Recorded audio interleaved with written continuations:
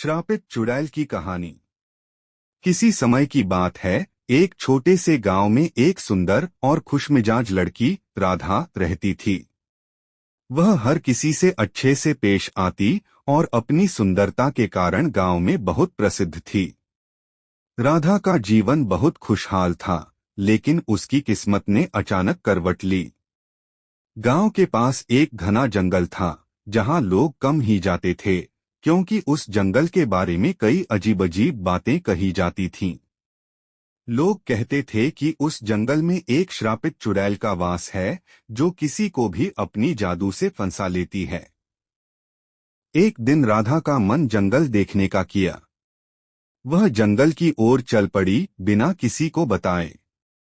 जंगल में घुसते ही उसने एक पुरानी झोपड़ी देखी। झोपड़ी के भीतर एक बूढ़ी औरत बैठी थी, जो दिखने में सामान्य से अधिक विचित्र थी।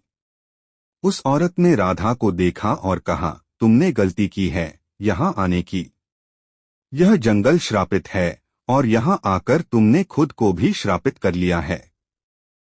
राधा को समझ में नहीं आया और वह बस हंसते हुए चली गई।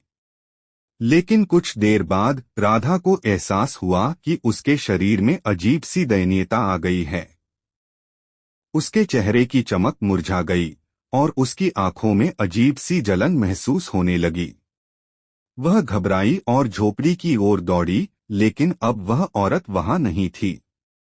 राधा ने गांव के बुजुर्गों से सुना कि वह औरत एक चुड़ैल थी, जिसने उसके जैसे किसी निर्दोष व्यक्ति को श्रापित कर दिया था। अब राधा को अपनी गलती का एहसास हुआ, लेकिन उसे यह भी समझ में आया कि चुड़ैल का श्राप तो एक दिन समाप्त होगा, यदि वह अपनी आत्मा को शुद्ध कर लेगी और अच्छाई की ओर बढ़ेगी।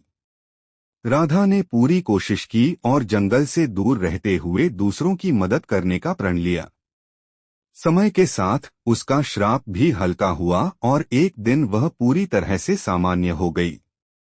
राधा ने कभी भी जंगल की ओर नहीं देखा और उसकी जिंदगी फिर से खुशहाल हो गई। लेकिन वह हमेशा इस बात को याद रखती थी कि चुड़ैल की श्रापित शक्ति के सामने अच्छाई और शुद्धता ही सबसे बड़ी ताकत होती है।